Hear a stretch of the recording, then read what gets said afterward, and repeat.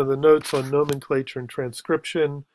In this part of the introduction, the editor talks about the language family where Mande comes from, this West African speaking group, which goes across many nations, modern nations nowadays.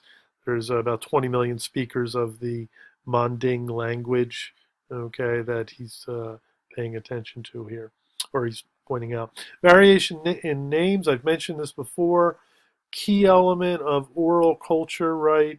The oral culture has multiplicity of names for every character. There's also inconsistencies, as pointed out in the text here, with the naming of characters. So as the griot is riffing or rapping and musifying, right, and poeticizing, right, he's he's not always getting everyone's name correct, or he's not always making connections between the official name of the person and then all their nicknames, right?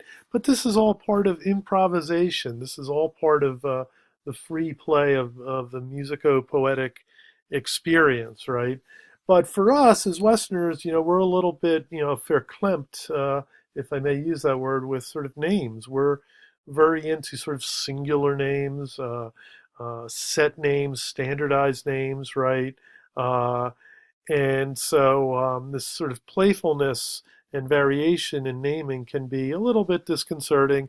But as I mentioned before, there is an index or appendix in the back of the book where you can double check on names here, okay?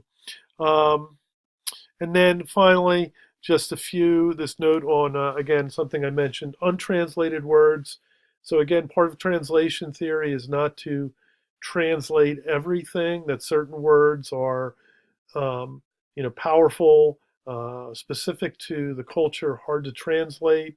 And so instead of trying to translate them, you leave them in there as a type of alienation device to sort of remind yourself that you are, in a different culture, and that the culture has not been so standardized or sanitized or colonized with grammar or textual or sort of Western cultural sort of communicative modes.